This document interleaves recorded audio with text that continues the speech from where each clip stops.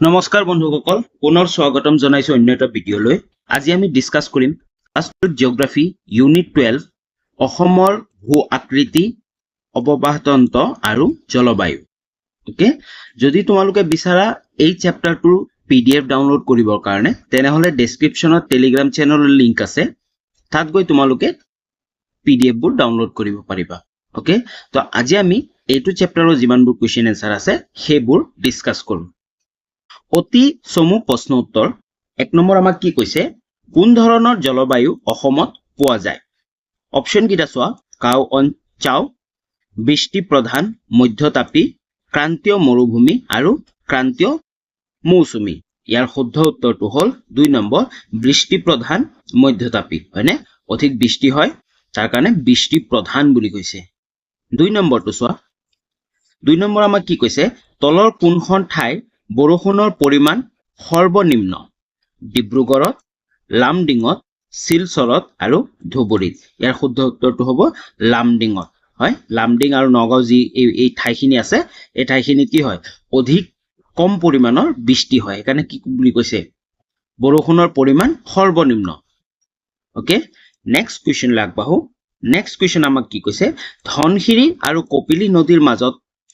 তলত দিয়া কোন ধৰণৰ উচ্চভূমি অৱস্থিত স্তূপ পৰ্বত দক্ষিণাত্য মালভূমিৰ অংশ ভংগিল পৰ্বত আৰু নদীৰ ক্ষয় কাৰ্যৰ ফলত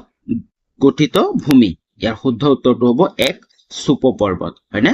এই যি ধনশিৰি আৰু কপিলী নদী আছে তাৰ মাজত কি আছে স্তূপ পৰ্বত আছে ওকে নেক্সট কোৱেশ্চন লৈ যোৱাৰ আগতে যদি চেনেলটো সাবস্ক্ৰাইব কৰা নাই তেনেহলে সাবস্ক্ৰাইব কৰি ল আৰু লগতে বেল আইকনটো প্ৰেছ কৰি অল কৰি লবা আৰু তোমালোকৰ বন্ধু বান্ধৱীৰ লৈকেও শেয়াৰ কৰিবা যদি তুমি হাই সেকেন্ডাৰীত পঢ়ি আছা আগন্তুক যি হাই সেকেন্ডাৰী 2025 ফাইনেল এক্সাম আহি আছে তাৰ কাৰণে এই চেনেলটোত কিছুমান বিশেষ সুবিধা তোমালোকে পাব পাৰা সেই সুবিধাবোৰ হ'ল ক্লাস 12 জিওগ্ৰাফি সলিউশন 2025 ৰ কাৰণে কমপ্লিট সলিউশন খিনি পাবা প্ৰিভিয়াস ইয়াৰ কোৱেশ্চন পেপাৰ উইথ সলিউশন আগৰ বছৰত যিমানবোৰ কোৱেশ্চন পেপাৰ আছে সেই কোৱেশ্চন পেপাৰবোৰৰ সলিউশন খিনি পাবা লগতে কোৱেশ্চন পেপাৰবোৰো পাবা প্ৰিভিয়াস ইয়াৰ কোৱেশ্চন পেপাৰ চেপ্টাৰ ওয়াইজ প্ৰতিটো চেপ্টাৰৰ পৰাই আগৰ বছৰত কি কোৱেশ্চন আহিছিল বা কোনবোৰ কোৱেশ্চন বাৰে বাৰে আহি থাকে বা ইম্পৰ্টেন্ট কোৱেশ্চন যি আছে সেইসমূহ তোমালোকে পাবা এক্সট্ৰা কোৱেশ্চনো তোমালোকে পাবা ওকে এই সকলোবোৰ তোমালোকে ভিডিঅ'ৰ মাধ্যমেৰে জানিব আৰু বুজিব পাৰিবা তাৰ লগতে তোমালোকে যদি বিচাৰা যে পিডিএফ ও ডাউনলোড কৰিম তেনেহলে পিডিএফ ও ডাউনলোড কৰিব পাৰা কোনো ধৰণৰ পইচাৰ প্ৰয়োজন নহয় একেবাৰে ফ্ৰী হয় available on my telegram channel মোৰ telegram channel আছে descriptionত যোৱা তোমালোকে গৈ পাবা এটা telegram channelৰ লিংক তাত গৈ জয়েন হৈ কেনে তোমালোকে pdf বোৰ ডাউনলোড কৰিব পাৰিবা ওকে তো সাবস্ক্ৰাইব কৰা তো নেক্সট কোৱেশ্চন লাগবাহু 4 নম্বৰ কোৱেশ্চন আমাক কি কৈছে অসমত ব্ৰহ্মপুত্ৰ নদীৰ গুৰুত্বপূৰ্ণ উপনদী সংখ্যা হ'ল 110 খন 2 নম্বৰ কি কৈছে 90 খন 57 খন 33 খন ইয়াৰ শুদ্ধ উত্তৰটো হ'ব 90 মানে 90 খন ওকে নেক্সট 5 নম্বৰ কোৱেশ্চন তলৰ কোনখন নদীৰ উৎপত্তি হিমালয়ৰ পৰা হোৱা নাই এইকেইখন নদীৰ অপচন দিয়া আছে যোনটো নদী হিমালয়ৰ পৰা কি হয় উৎপত্তি হোৱা নাই হেতু ক'ব দিছে সো সোৱণশিৰি মনাই সোণকোষ আৰু বুঢ়ীদিহিং ইয়াৰ শুদ্ধ উত্তৰটো হ'ব বুঢ়ীদিহিং যোনটো নদী হেতু কি হয় হিমালয়ৰ পৰা উৎপত্তি হোৱা নাই নেক্সট কোৱেশ্চন নম্বৰ 6 তলৰ কোনখন ব্ৰহ্মপুত্ৰৰ প্ৰধান উপনদী অপচন কিটা চোৱা জিয়া ধনশিৰি চম্পাৱতী দয়াং আৰু জাজি ইয়াৰ শুদ্ধ উত্তৰটো হ'ল দয়াং নদীটো কি হয় ব্ৰহ্মপুত্ৰৰ প্ৰধান উপনদী নেক্সট কোৱেশ্চন 7 নম্বৰটো চোৱা ব্ৰহ্মপুত্ৰ উপত্যকাৰ আয়তন কিমান 58315 বৰ্গ কিলোমিটাৰ হয় তোমালোকে চাই লবা নেক্সট কোৱেশ্চন নম্বৰ 8 এইটো আমাক কি কৈছে অসমৰ দ্ৰাঘিমাংশ আৰু তাপাংশৰ বিসতৃতি কিমান উত্তৰটো চোৱা অসম 28 ডিগ্ৰী 6 মিনিটৰ পৰা 28 ডিগ্ৰী 0 মিনিট উত্তৰ অক্ষাংশ আৰু 89 ডিগ্ৰী 51 মিনিটৰ পৰা 96 ডিগ্ৰী 1 মিনিট পূব দ্ৰাঘিমাংশৰ মাজত অৱস্থিত হয় অসমখনৰ যি লেটিটিউড লংগিটিউড বুলি কোৱা হয় দ্ৰাঘিমাংশ আৰু তাপাংশ বুলি কোৱা হয় হেতু কি হয় 24 ডিগ্ৰী 6 মিনিটৰ পৰা 28 ডিগ্ৰী 0 মিনিট উত্তৰ অক্ষাংশ আৰু 89 ডিগ্ৰী 51 মিনিটৰ পৰা 96 ডিগ্ৰী 1 মিনিট পূব দ্ৰাঘিমাংশৰ মাজত অৱস্থিত ওকে নেক্সট কোৱেশ্চন সোৱা নেক্সট কোৱেশ্চন টু 9 নম্বৰ কি কৈছে উত্তৰ পূব ভাৰতৰ দ্ৰাঘিমাংশ আৰু অক্ষাংশ বিসত্ততি কিমান আমাৰ প্ৰথমটো কি কৈছিল অসমৰ বুলি কৈছিল এতিয়া উত্তৰ পূবৰ সোৱা ভাৰতৰ উত্তৰ পূৰ্বাঞ্চলৰ 22 ডিগ্ৰী 1 মিনিটৰ পৰা 29 ডিগ্ৰী 26 মিনিট উত্তৰ অক্ষাংশ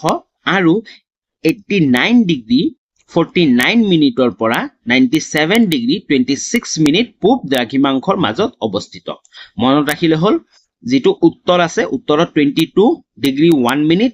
তৰ পৰা 29 ডিগ্ৰী 26 মিনিট হয় আৰু যি দ্ৰাঘিমাংশ আছে 89 ডিগ্ৰী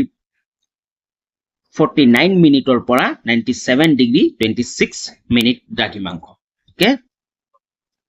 বুজি পালা নেক্সট 10 নম্বৰ কোৱেশ্চনটো সোৱা 2001 চনৰ লোকপিয়ল অনুসৰি উত্তৰ পূব ভাৰতৰ জনসংখ্যা কিমান হয় 2001 চনৰ লোকপিয়ল অনুসৰি উত্তৰ পূব ভাৰতৰ জনসংখ্যা কিমান আছিল সোৱা 2001 চনৰ লোকপিয়ল অনুসৰি উত্তৰ পূব ভাৰতৰ জনসংখ্যা আছিল 3,47,314 জন 3,15,47,314 জন ওকে বুজি পালা নেক্সট তোমালোকে 2001 ৰ টু দি আছে 2011 ৰ টু চাই লবা ওকে গুগল কৰি তোমালোকে চাই লবা যে কিমান আছিল 11 নম্বৰ কোৱেশ্চন কাৰ্বি মালভূমিৰ দুটা শৃংগৰ নাম লিখা কাৰ্বি মালভূমিৰ শৃংগ দুটা হল ডাম্বাক্সু আৰু সিংহাসন কি হয় ডাম্বাক্সু আৰু সিংহাসন নেক্সট কোৱেশ্চন 12 নম্বৰ কোৱেশ্চন সোৱা হামৰেন মালভূমি ক'ত অৱস্থিত হামৰেন মালভূমি কপিলী নদীৰ পশ্চিম দিশত অৱস্থিত যি হামৰেন মালভূমি আছে হেতু কপিলী নদীৰ পশ্চিম দিশত অৱস্থিত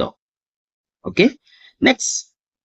13 নম্বৰ কোৱেশ্চন কাৰ্বি মালভূমিৰ নৈসমূহ কোন শ্ৰেণীৰ যি কাৰ্বি মালভূমিৰ নৈসমূহ আছে সেই নৈসমূহ কোন শ্ৰেণীৰ বুলি কৈছে কাৰ্বি মালভূমিৰ নদীসমূহ অপকেন্দ্ৰিক শ্ৰেণীৰ কি শ্ৰেণীৰ অপকেন্দ্ৰিক শ্ৰেণীৰ নেক্সট কোৱেশ্চন সোৱা 14 নম্বৰ কাৰ্বি মালভূমিত থকা ব্ৰহ্মপুত্ৰ দুখন উপনৈৰ নাম লিখা যে কাৰ্বি মালভূমি আছে সেই কাৰ্বি মালভূমিত থকা ব্ৰহ্মপুত্ৰ দুখন উপনৈৰ নাম লিখা উত্তৰটো সোৱা কাৰ্বি মালভূমিত থকা ব্ৰহ্মপুত্ৰ দুখন উপনৈ হল ডিফলু আৰু নাম্বৰ কি হয় ডিফলু আৰু নাম্বৰ এই দুটা নদী হয় ক'ত আছে কাৰ্বি মালভূমিত আছে কিন্তু ব্ৰহ্মপুত্ৰ দুখন উপনৈ হয় নেক্সট 15 নম্বৰ সোৱা বৰাইল পাহাৰৰ মুখ্য শৃংগটোৰ নাম কি বৰাইল পাহাৰৰ মুখ্য শৃংগটো হল থেই পিবাং কি হয় থেই পিবাং নামবোৰ অকমান ভালকে মনত ৰাখিব চেষ্টা কৰিবা থেই পিবাং নেক্সট কোৱেশ্চন নম্বৰ 16 কি কৈছে ব্ৰহ্মপুত্ৰ আৰু বৰাক অৱবাহিকাত পৃথক কৰা অসমৰ পৰ্বত শ্ৰেণীৰ নাম কি যি ব্ৰহ্মপুত্ৰ আৰু বৰাক অৱবাহিকা আছে সেই অৱবাহিকা দুটাক পৃথক কৰা অসমৰ পৰ্বত শ্ৰেণীৰ নাম কি বৰাইল পাহাৰে কি হয় হেতু কি হয় পৰ্বত শৃংগটো কি হয় বৰাইল পাহাৰে ব্ৰহ্মপুত্ৰ আৰু বৰাক অৱবাহিকা দুটা পৃথক কৰিছে হয় বৰাইল পাহাৰটোৱে ব্ৰহ্মপুত্ৰ আৰু বৰাক অৱবাহিকাক পৃথক কৰিছে নেক্সট 17 নম্বৰ কোৱেশ্চন ব্ৰহ্মপুত্ৰ উপত্যকাৰ দীঘলে আৰু বহলে বিসত্ততি কিমান ব্ৰহ্মপুত্ৰ উপত্যকাৰ দৈৰ্ঘ্য কিমান 720 কিলোমিটাৰ আৰু বহলে এই সমভূমি ঠায়ে 30 পৰা 100 কিলোমিটাৰ হয় 30 পৰা 100 কিলোমিটাৰ কি হয় বহলে হয় আৰু কি হয় দৈৰ্ঘ্য কিমান 720 কিলোমিটাৰ ওকে নেক্সট 18 নম্বৰ কোৱেশ্চনটো সোৱা ব্ৰহ্মপুত্ৰ নদীৰ উত্তৰ পাৰৰ দুখন উপনদীৰ নাম লিখা মানে উত্তৰ পাৰৰ দুখন দুখন উপনদীৰ নাম লিখিব দিছে ব্ৰহ্মপুত্ৰ নদীৰ উত্তৰ পাৰৰ দুখন উপনৈ হ'ল সোৱণশিৰি আৰু জীয়া ভৰালী একেবাৰে সহজ হয় সোৱণশিৰি আৰু জীয়া ভৰালী বহুত এক্সামতো আহি থাকে এটিআৰই এক্সামতো আহি থাকে দেই নেক্সট 19 নম্বৰ ব্ৰহ্মপুত্ৰ নদীৰ দক্ষিণ পাৰৰ দুখন উপনদীৰ নাম লিখা হয় সোৱণশিৰি আৰু জীয়া ভৰালী আছিল কি উত্তৰ ফালৰ আৰু দক্ষিণ ফালৰ হ'ল দিখৌ আৰু ধনশিৰি হয় সোৱণশিৰি আৰু জীয়া ভৰালী উত্তৰ ফালৰ আৰু দক্ষিণ ফালৰ হ'ল দিখৌ আৰু ধনশিৰি নেক্সট কুৱেশ্যন 20 নম্বৰ কুৱেশ্যনটো চোৱা মানুহৰ বসতিপূৰ্ণ পৃথিৱীৰ বৃহত্তম নদী দ্বীপটো কি একেবাৰে ইজি মানুহ বসতিপূৰ্ণ পৃথিৱীৰ বৃহত্তম নদী দ্বীপটো হ'ল মাজুলী হয় য'ত মানুহ থকা বৃহত্তম নদী দ্বীপ হয় এইটো মাজুলী হয় নেক্সট 21 নম্বৰ 21 নম্বৰটো চোৱা অসমৰ গড় হিচাপত বাৰ্ষিক বৃষ্টিপাত কিমান অসমৰ গড় হিচাপত বাৰ্ষিক বৃষ্টিপাত 230 মিটাৰকৈ হয় গড় বৃষ্টিপাত কিমান হয় 200 সেন্টিমিটাৰকৈ হয় নেক্সট 22 নম্বৰ চোৱা বৰাকৰ তিনিখন উপনদীৰ নাম লিখা যি বৰাক নদী আছে সেই বৰাক নদীৰ তিনিখন উপনৈৰ নাম লিখিব দিছে বৰাকৰ তিনিখন উপনৈ হ'ল জাতিংগা জিৰি আৰু চিৰি হয় এই তিনিটা মনত ৰাখিবা জাতিংগা আমি শুনিয়ে থাকো কেতিয়াবা জাতিংগা জিৰি আৰু চিৰি হ'ল নেক্সট 23 নম্বৰ কুৱেশ্যনটো চোৱা অসমৰ ভৌগোলিক পৰিসীমাৰ ভিতৰত ব্ৰহ্মপুত্ৰ নদী কিমান দীঘল অসমৰ ভৌগোলিক মানে এইটো কি কৈছে অসমৰ ভৌগোলিক পৰিসীমাৰ ভিতৰত ব্ৰহ্মপুত্ৰ নদীৰ কিমান দীঘল হয় অসমৰ ভৌগোলিক পৰিসীমাৰ ভিতৰত ব্ৰহ্মপুত্ৰ নদীখন প্ৰায় 650 কিলোমিটাৰ দীঘল হয় যিটো অসম আছে সেই অসমখন আছে যে অসমখনৰ ভিতৰত ব্ৰহ্মপুত্ৰ নদী এখিনিৰ পৰা এনেকৈ বৈ গৈছে তাৰ দূৰত্ব কিমান হ'ব 650 কিলোমিটাৰ দীঘল হয় ওকে নেক্সট 24 নম্বৰ কুৱেশ্যন চোৱা গড় হিচাপত ব্ৰহ্মপুত্ৰ নদী বহল কিমান গড় হিচাপত ব্ৰহ্মপুত্ৰ নদীৰ বহল কিমান গড় হিচাপত ব্ৰহ্মপুত্ৰ নদীৰ প্ৰস্থ অৱস্থান ভেদে 1.2 পৰা 15.6 কিলোমিটাৰ হয় যি বহল আছে নদীটো বৈ গৈছে বহল আছে কিছুমান ঠাইত কিমান 1.2 মানে 1.2 কিলোমিটাৰ আৰু কিছুমান ঠাইত কি হয় 15.6 কিলোমিটাৰ বিলাক হ'ল ডিফাৰেন্সবোৰ কিছুমান ঠাইত কি অধিকৈ বহল কিছুমান ঠাইত কি হয় ঠেক হৈ যায় হয়নে নেক্সট কুৱেশ্যন 25 নম্বৰ 25 নম্বৰটো চোৱা বৰাক নদীৰ উৎপত্তি স্থলৰ নাম কি যি বৰাক নদী আছে সেই বৰাক নদীৰ উৎপত্তি জৰপে হৈছে সেই স্থলটোৰ নাম কি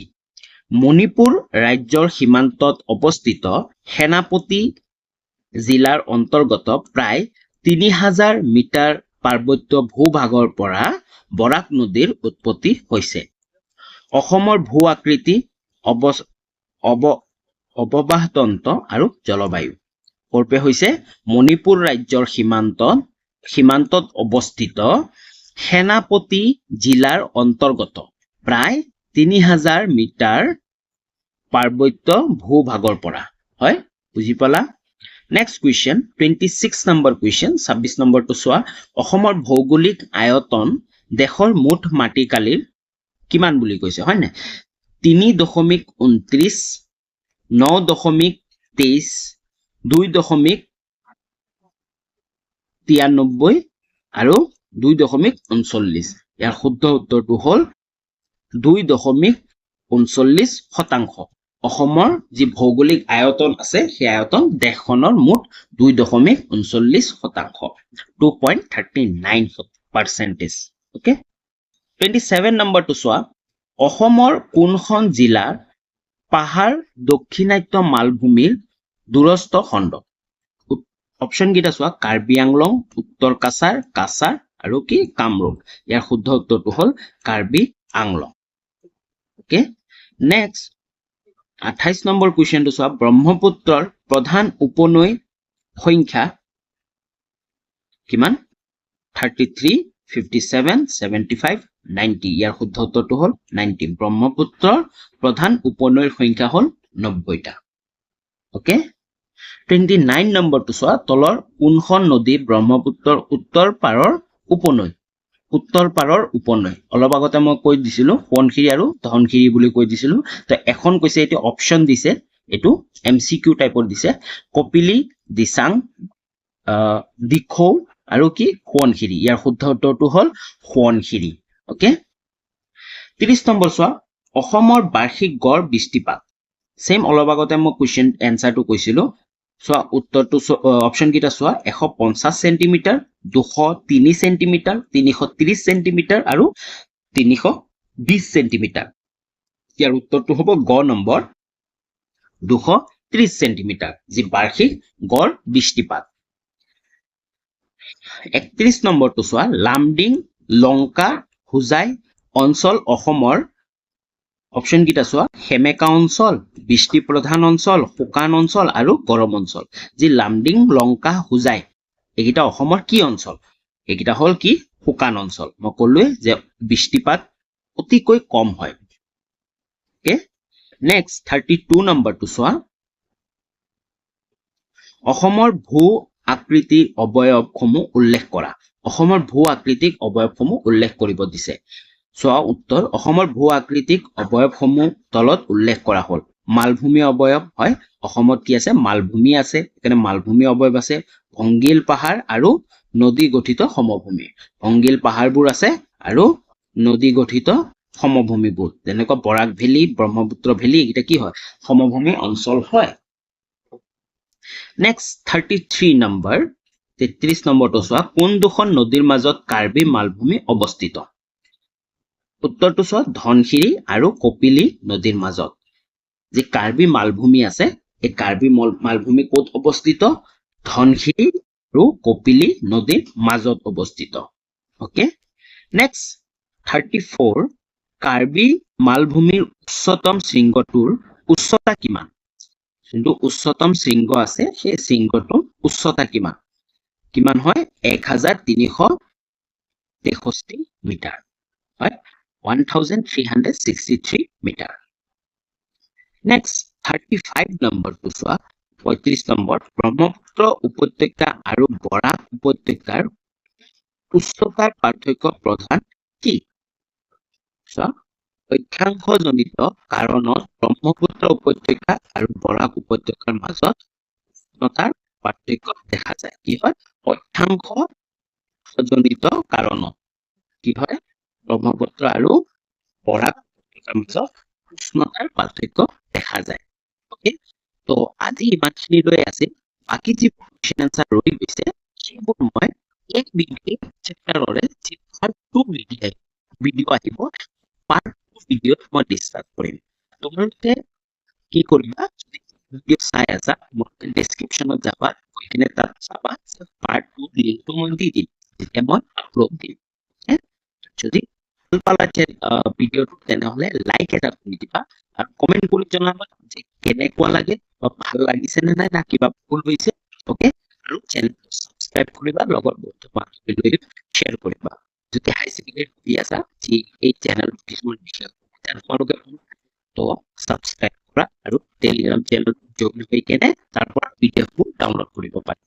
তো পুনৰ লগ পাই আছো নতুন এটা ভিডিঅ' তেতিয়ালৈ বাই বাই